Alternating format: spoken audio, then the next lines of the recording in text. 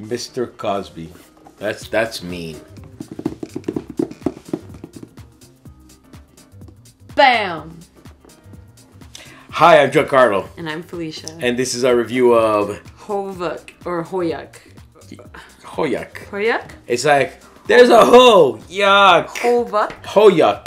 Gangs are the modern day clans. That is correct. It is correct. Historically, if we go back and trace the roots. In HOYUK, players control a clan in early civilization and try to make them the most prominent one.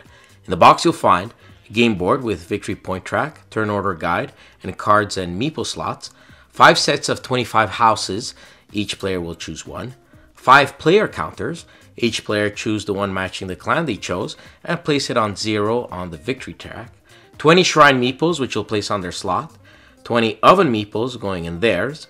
Do the same for the 20 cattle meeples, the 20 villagers meeples, and the 40 pen tiles. Place the shaman meeple on its space. Take the 25 catastrophe cards, shuffle them and place them next to him. Shuffle the 15 construction boards and place them face down in their slot. Take all 70 cards, shuffle them and place 10 face up in each of the 7 element spaces, and give the first player marker to a randomly determined first player. You're now ready to play. The player with the most victory points at the end game wins. Each round is divided in 4 phases, which you can see on the game board, and always in this order. Construction, done twice, catastrophe, except for the first round, inspection, and end of round.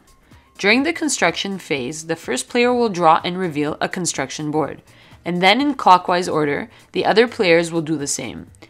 Each construction board will make the players build 2 houses followed by another element. Some will give you a choice like this one. When building houses, here are some rules to follow. You can build on any empty space unless it will connect 2 blocks or communities together. When building within a block, you must build adjacent to one of your houses. You can choose to build a second story for one of your houses if there's an empty space adjacent to it. These will be used for tiebreakers for elements they contain. And you can't build a house or another pen that will fully enclose a pen there. If your construction board tells you to build an oven, shrine, or villagers, these will be placed on one of your houses of your choice. Each house can only have 1 element on it. To build a pen, you must place it with its arrow pointing at one of the houses of your choice to denote that it is yours. To place cattle, these must be placed in a pen you own. Lastly, if it tells you to place the shaman, place it on top of one of your houses. He will protect this block from the impending catastrophe. Which brings us to the second phase, after players have done this first construction phase twice. Remember that the catastrophe phase is skipped for the first round. Here, simply reveal the top card of the catastrophe deck and do its effects.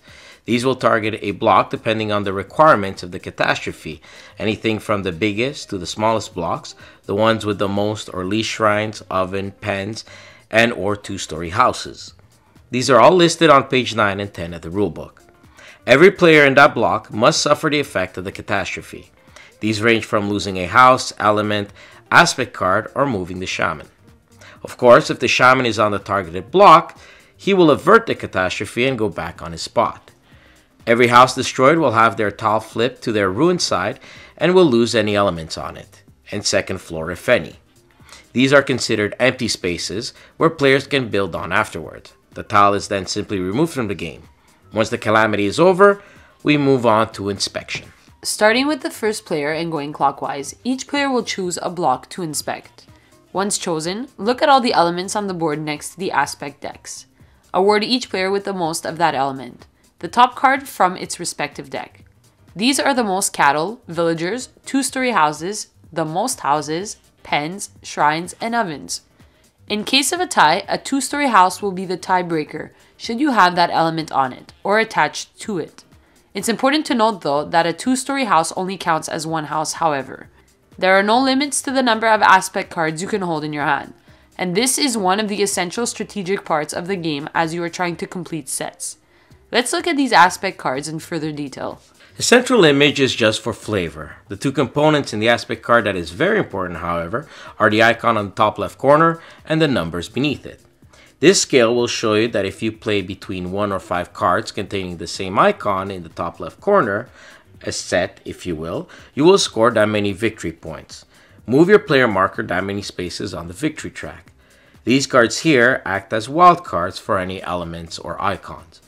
Aspect cards can be used as well to build the element in their top left corner or any element for wild cards instead of using it for victory points.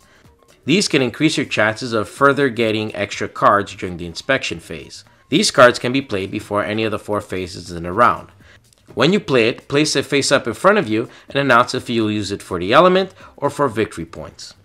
The number of cards you can play a round is determined by how many blocks your clan is present in. When all blocks have been inspected and players receive their aspect cards, we move on to the end of the round phase. In this phase, starting with the first player, each player will place all their played aspect cards under the decks of one of the existing ones, which means you cannot place them in an empty slot when the cards have run out, or separate them into different piles. Then the first player for this round must give his first player marker to another player, making him first for the next round. When a player placed his last house or no houses can be played any longer, usually in a 5-player game, the end game triggers. Players finish off the round. We then move on to a scoring phase. Each aspect card in your hand is worth 1 point, regardless of completed sets. Then each block is inspected for purposes of the most houses there. The player in each block with the most houses there gets victory points equal to their number of houses there. Once all is counted, the player with the most victory points wins. I'm just going to come out and say it, HOYUK is a great game. It offers such a variety of in-depth short-term tactics and long-term strategic choices without suffering from analysis paralysis moments as to bog down the game. The game flows quite well and you are constantly involved as opponent's choice on their turn will affect your choice on yours. Do you want to build a 2-story house for tiebreakers or make more houses and go for endgame points?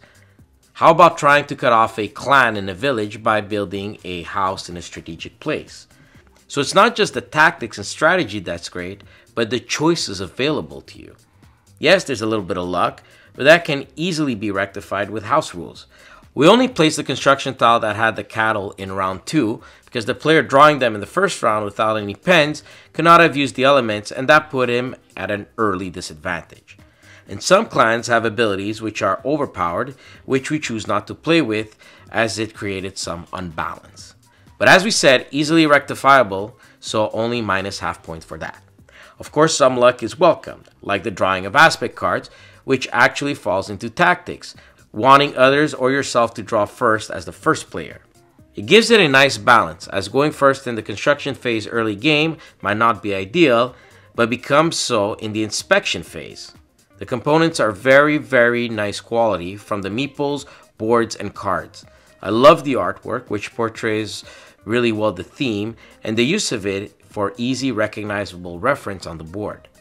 To having a good variety of it in the aspect and catastrophe cards, showing that they paid attention to detail. And the score was fairly close in the end game, showing it is a well-balanced game when not using the clan abilities. My only problem was with the rulebooks, which suffered from some bad translations and some crucial rules and setup.